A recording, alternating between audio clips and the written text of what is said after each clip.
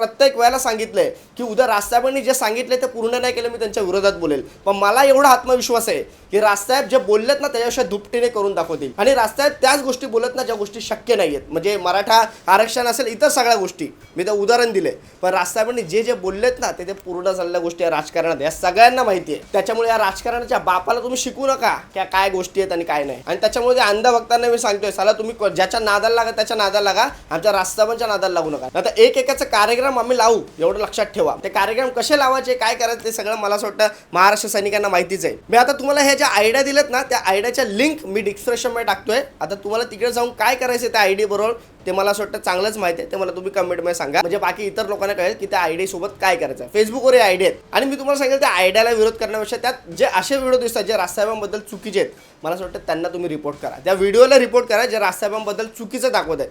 जर का काही खरं असेल तर बाबा सोडून द्या, पण मी तुम्हाला सांगतो जर का काही चुकीचं असेल तर त्या व्हिडिओला रिपोर्ट करा मित्रांनो. कारण ह्या चुकीच्या गोष्टी आपल्याला सामान्य माणसांपर्यंत हे पोहोचवतात ना, हे बंद करावं लागेल. हे कोणी भाजपचे वोटर नाहीत किंवा भक्त नाही आहेत, हे फक्त आणि फक्त पैसे घेऊन. मी तुम्हाला एका व्हिडिओ सांगितलं होतं ना, मी एका ठिकाणी कामाला गेलो होतो इंटरव्ह्यूला, तिकडे भाजपचे आणि मोदीचे किती बाबा रे ते चांगले आहेत म्हणून दाखवायचा प्रयत्न करत असतात ना, ते व्हिडिओज एडिट करत असतात. हे IT सेल आहे ही सगळी, आणि त्याच्यामुळे ह्यांना फक्त पैसे भेटतात ना म्हणून. बाकी यांच्या मनामध्ये भाजप आणि नरेंद्र मोदी देवेंद्र फडणवीस यांच्याबद्दल काही प्रेम नाही आहे. जे प्रेम मला असं वाटतं बिना पैसे तर राजसाहेबांना उद्धव साहेबांना लोक करतात ना बाळासाहेबांमुळे, ते मला असं वाटतं ते त्याला म्हणतात प्रेम.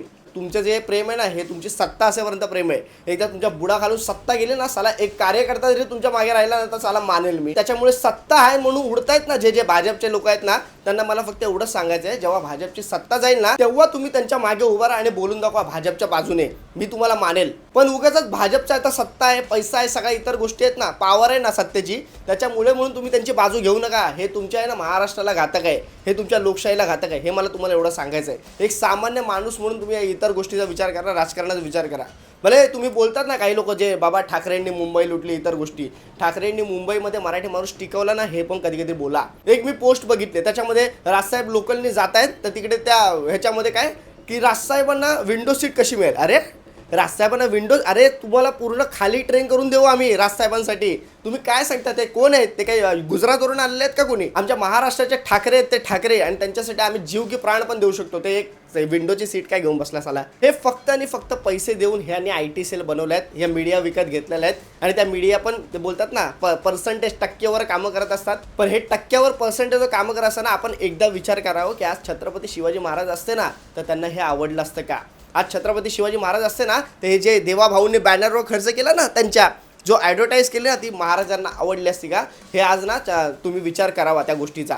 आपला चित्रपट आला आहे पुन्हा शिवाजीराजे भोसले, तो मला असं वाटतं तुम्ही पाहावा. आपल्या महेश मांजरेकर यांनी जो चित्रपट आता बनवला आहे, मी आज जाणार आहे त्याचा रिव्ह्यू मी घेऊन येणार आहे. त्या चित्रपटामध्ये आत्ताची परिस्थिती आणि आज महाराज आले असते ना तर काय झालं असतं ना, या सगळ्या गोष्टींवर हा चित्रपट आहे. आणि तो चित्रपट नक्की पाहावा, कारण आज महाराज येऊ शकत नाही, पण साला चित्रपटाद्वारे आपण प्रेरित होऊन आज यांना प्रश्न विचारू शकतो. माझा भाजपच्या लोकांना पण सांगणं आहे की बाबा रे कृपया करून तुम्ही फक्त आणि फक्त पैशासाठी महाराष्ट्राची अस्मिता विकू नका. तुम्ही फक्त आणि फक्त पैशासाठी ना महाराष्ट्राची भाषा ही संपवण्याचा प्रयत्न करू नका. माझी हात जोडून तुम्हाला विनंती आहे. कारण आता झालंय कसं की हा बिझनेस झालेला आहे सगळा. लोक राजकारणाला आता गटार समजायला लागलेत. मला खरं तुम्हाला ते त्यांना सांगायचंय, जे बाळासाहेबांना मानायचे, जो महाराष्ट्र हा बाळासाहेबांना मानायचा, आज बाळासाहेब असते तर काय स्वप्न असतं रे त्यांचं की दोन या भावांनी एकत्र यावं. जे आपल्याला आता आयतं मिळालंय, हातात मिळालंय, दोन भावांनी सुरुवात केली एकत्र येऊन, तर आपण का मागे राहायचं? आपण का मराठी म्हणून यांना पाठिंबा नाही द्यायचं? जेव्हा मी कधी कधी ते पोस्ट पाहतो ना, जेव्हा मराठी माणसं या ठाकरेंना टीका करतात, खरं मला आहे ना डोक्यात जाते, तळपायची आग माझ्या मस्तकात जाते. मला ते एवढंच सांगायचं बाबा रे, एकदा तरी ह्या भावांना संधी द्या ना तुम्ही, एकदा संधी द्या. नाही केलं तर बाबा रे मी स्वतः उभा राहील यांच्या विरोधात बोलायला. पण मी प्रत्येक वेळेला सांगितलं की मला राजसाहेबांकडून दुपटीने अपेक्षा आहेत. आणि राजसाहेबांनी आजपर्यंत जे नाशिकमध्ये पण केले ना ते सगळ्यांना इतर माहिती आहे. या मीडियाला विचारा, इतर कोणालाही विचारा. आणि त्याच्यामुळे सत्ता न देता किंवा मग नवीन युतीला तुम्ही संधी न देता जर का त्यांच्यावर आदेश टीका करणार असाल, सामान्य माणसांना खास करून मी सांगतोय, तर हे चुकीचं आहे. मित्रांनो तुम्हाला एक सांगते, आजपर्यंत शिवसेनेला बाळासाहेबांमुळे निवडून दिलेत ना, तर बाळासाहेबांचं एक हेही स्वप्न होतं की दोन भावांनी एकत्र आलं पाहिजे. आणि हे दोन भाव एकत्र जर आले, जर का निवडणुका लढवल्या तर मला असं वाटतं बाळासाहेबांना एक श्रद्धांजली, आदरांजली म्हणून तुम्ही मतं दिलं पाहिजे. हे मला तुम्हाला आज मराठी म्हणून सांगायचं आहे. याच्यानंतर नाही काम झालं तर आताही होतच नाही आहे. नाही झालं तर नाही झालं. आधीच आपण खड्ड्यात गेलो, अजून किती खड्ड्यात जाऊ. मला असं वाटतं एकदा संधी देणं गरजेचं आहे. बघा तुम्ही विचार करा. बाकी हे जे भाजपचे ट्रोलर्स आहेत ना, त्यांना उत्तर देण्यासाठी खंबीरपणे उभं राहा. आणि तुम्हाला मला एक सांगायचं, जर का वाटत असेल की आपण ह्या मनसेचा किंवा आपण ठाकरेंचा एक IT सेल बनवूयात, तर मला नक्की कमेंट करा. त्याचंही मला तयारी करायची आहे. कारण हे भरपूर आता उडायला लागले आहेत. कारण ह्यांचा पैसा भेटतो ना, त्याच्यामुळे करतात. पण आपण मोफत हे काम सुरू करूयात. हे आपण मोफत यांना जनजागृती बोलतात ना, ती करूयात. जी ह्यांची बदनामी करतात त्यासाठी म्हणून आपण उभे राहूयात.